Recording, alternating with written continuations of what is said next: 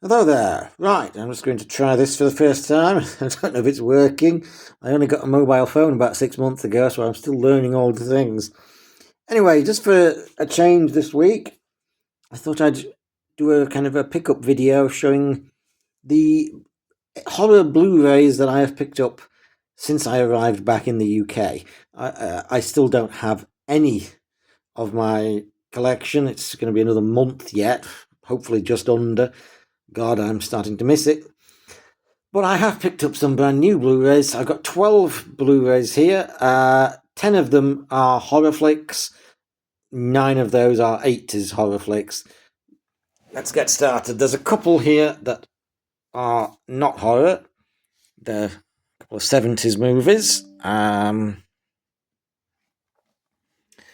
This is an overseas copy of the World War II drama, Voyage of the Damned. I never even heard of this movie, despite having a fantastic cast. Look at that. Orson Welles, Malcolm McDowell, Faye Dunaway, Max von Sydow, Catherine Ross, Lee Grant, James Mason. I mean, Jesus, what a cast. It's basically a drama based on the true story about this Nazi Germany supposedly sending Jews off out of the country. And the truth of the matter is it was bullshit. They ended up just kind of being forced to come back and get murdered anyway. Cheery stuff. Never even heard of it. Imprint in Australia is putting it out.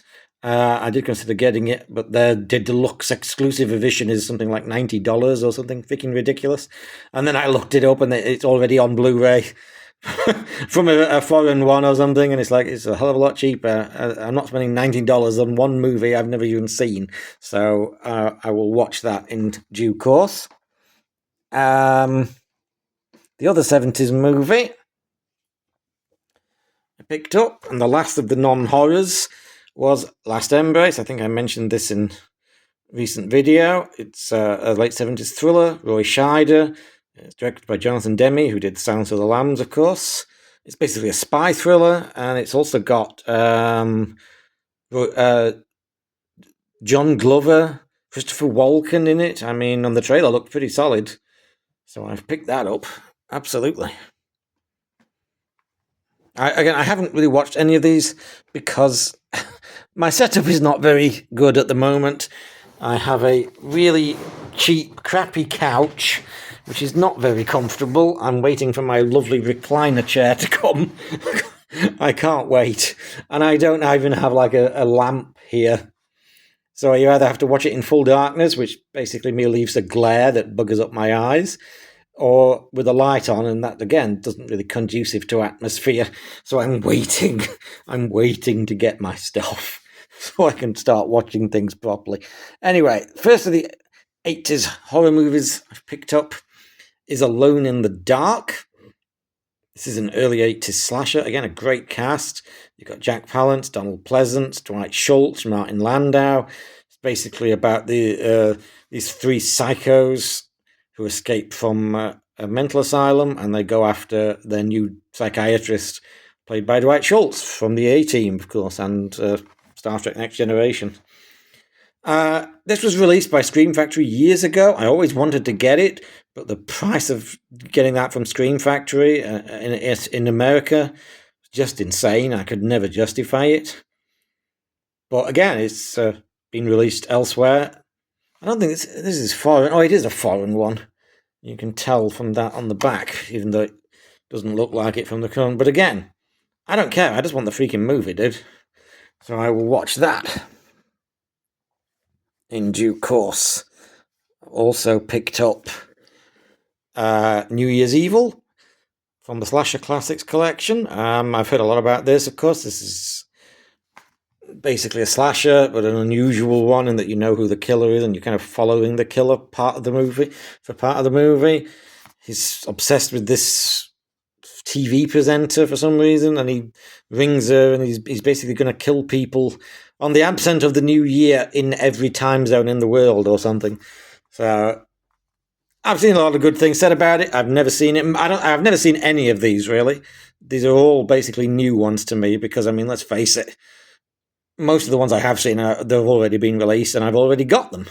So I'm kind of deep diving into other ones at the moment.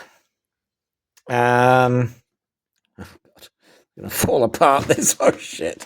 Look at this. What we have to put up with. This is, again, it's another foreign one because they tend to be cheaper. And again, I don't care as long as the picture quality is good. I don't really care too much. This is Graduation Day. I saw Graduation Day. Ugh.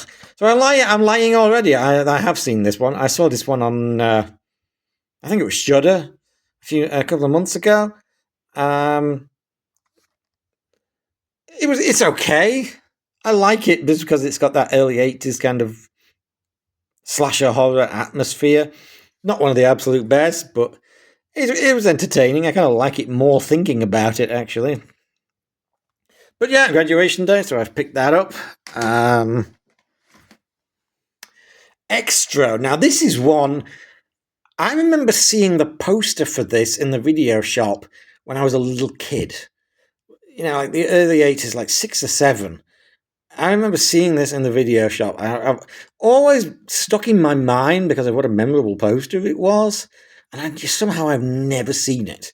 I mean, by the time I started renting, none of my brothers rented it. And by the time I was able to rent horror movies by myself, which was in Australia, it was never there. I've never seen it anywhere to rent or anything like that. So I've got mixed reviews. Some people think it's absolute crap. Some people like it. So I will give it a try in due course, and I will no doubt talk about it. I mean, I may do another video later on, or after I've got my stuff, when I've watched all these and tell you what I think of all of them. That's a good idea. This is another one, Soul Survivor. This is basically like a thriller with this woman. She's the sole survivor of some kind of accident. I don't know if it's a plane crash, and weird things start happening to her. I don't know if it's Final Destination-esque. I heard somebody say it's Final Destination-esque. I think it's... no, it's not this one. Either this or another one is by the same director that did Night of the Comet, which is what kind of... Because I love Night of the Comet. It's one of them. It might not be this one. It might be one of the later ones. I can't remember now. Now, this is one I wanted to see. Slugs. I mean, early 80s trash horror about killer slugs. I mean, you can't get cooler than that, dude. And I love that they do these things. I love that they, restore them and just make them look so cool.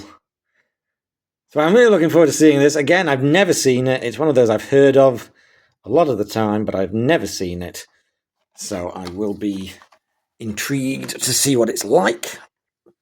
This is The Nest. This is another one. It's killer cockroaches, I think. I'm not sure if they're giant or not, or if it's just killer ones. Again, it's a late 80s horror thriller. I always kind of got confused because there's another movie about killer bugs called They Nest, which is from the early 2000s. It's got Dean Stockwell in it and Thomas Calabro from Melrose Place, and I've got that. I mean, that's not a bad movie. And I always get them confused. I didn't even realize this was a different movie at first. So I will be interested. Again, I've heard good things about it. So again, I will be interested to see precisely what it's all about. We'll find out, I suppose. This is one I've only heard of. Oh, fuck. This is one I've only heard of recently. It's called The Brain. And it's basically about a giant killer brain, I think, that goes on the rampage. Supposed to be completely bonkers, which I always like. And very strange, very surreal. It's a nice slipcover. You've got a little booklet with it as well. Here, little booklet. Again, completely new to me, so I have no idea what I'll think about it. It looked fun from the kind of the trailer, and somebody did a review of it on YouTube. So I will be very interested to see what that's like, because it's my kind of stuff. This is I, Madman. Again, it's a foreign copy of it, because again, I think it's a US one. It's really exorbitant prices. Trying to get Jenny Wright from Near Dark, Clayton Rona from loads of things, including April Fool's Day. I can't remember what this is about. This is about. I think it's about a. Yeah, it's a writer who's that comic book monster comes to life or something and starts terrorizing her. I think this might have been the one that was directed by the guy who did Night of the Comet, which again is enough to make me interested. But again, this is one I've never heard of until recently. I think it was the Cobwebs channel who did a thing on it, I think. I don't know. I watch a lot of them, so I might be getting confused. But yeah, interesting stuff. I'm looking forward to seeing that. And the last one is not a 80s one. It's a late 2000s one called P2. It's sort of like a Christmas horror about a young woman who gets trapped in an underground car park with a psycho after her. It's Rachel Nichols, who's been in a lot of things. I mainly remember her from her ill-fated stint on Criminal Minds, which was a rather unfortunate situation. It wasn't her fault, but basically the two lead actresses got sacked by the network, not the producers, and they brought her in, and people kind of took it out on her, even though she did a good job, and I kind of liked her character, but people were really pissed off. They took it out on her for a lot of the time as well, and then she ended up getting booted, and they brought the other two actresses back. It was very odd. Really the only thing I've ever seen her in, though I know she's done a lot of other shows as well and stuff. But I never heard of this till recently, and I keep hearing it recently being repeated that it's a great Christmas horror. I mean, 2000s is not really my decade for a lot of things, but I'm willing to give anything a chance. There are some good movies from the 2000s. Maybe this is one of them. I might wait till the Christmas season to watch it, since it's a Christmas horror. How Christmassy it is, I don't know, but that's apparently it. But yeah, I will give it a go, and we will see. Again, I will probably tell you what I think of it later on. Anyway, that's my pickups for the moment. Quite a few that I've got in the last 6 weeks or so. Not thinking of getting any more at the moment. But anyway, thanks for watching. Bye for now.